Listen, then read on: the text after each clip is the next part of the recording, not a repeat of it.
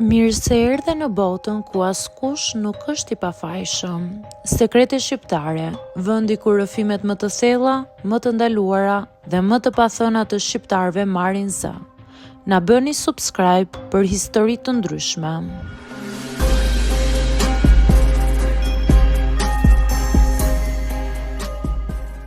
Jam 24 vjeçe dhe e di që kjo histori mund t'ju tingëllojë çuditshëm. Edhe sot, kur e tregoj, më duket e pabesueshme që e bëra vërtet.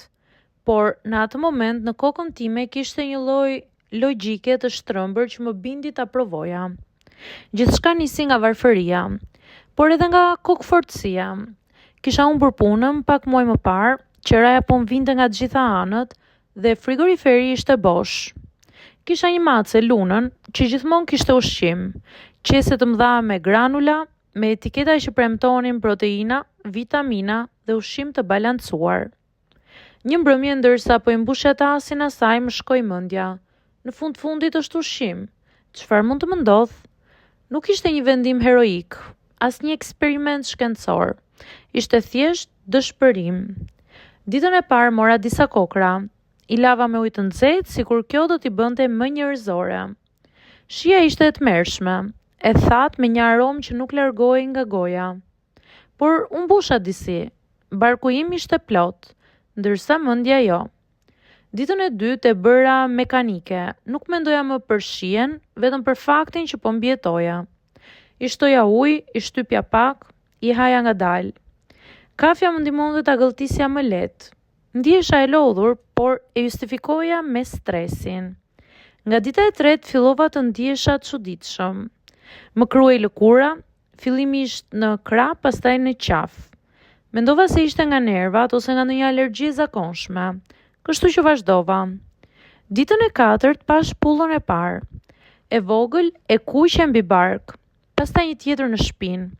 Në pasqyrë lëkura ime nuk dukej më si e imja. Fillova të friksohem, por sërish vazhdova. Nuk kisha as para dhe as një plan B. Ditën e pestë, kruarja u bë e padurueshme. Nuk flija mirë, dridhjersitesha natën, trupi më ndiej i rënd, sikur po reagonte kundër meje. Granulat tashmë më shkaktonin të përziera, por i haja nga inati me veten dhe me situatën. Ditën e gjashtë, u zgjova me pulla në këmbë dhe në gjoks. Ato nuk ishin më thjesht njolla. Ishin të fryra, të kuqe, disi më dhëmnin. Në atë moment e kuptova që kisha bërë një marrëzi serioze. Ditën e shtatë nuk hëngra asgjë, vetëm piva ujë. Një mbrëmje, kur u zhvesha pash trupin tim të mbuluar me shenja.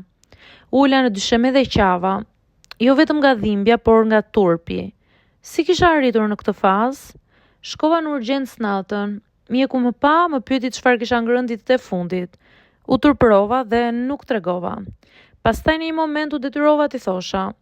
Ai nuk qeshi, vetëm pshërëtiu dhe më shpjegoi që ushqimi për kafshët ka përbërës që trupi i njeriut nuk i përballon mirë, sidomos për disa ditë rresht.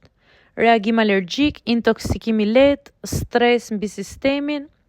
Më dha trajtim, më mbajti disa orë në vëzhgim. Kur dola, isha e lodhur, por edhe e lehtësuar. Jo vetëm fizikisht. E kuptova që mbijetesa nuk duhet të vijë duke dëmtuar veten.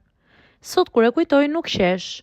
Vjen shumë keq për vajzën 24 vjeçare që mendoi se nuk meritonte më mirë. Dhe çdo herë që mbush tasin lunës, më kujtohet ajo javë. Një javë që më la pulla në trup dhe një mësim në mendje.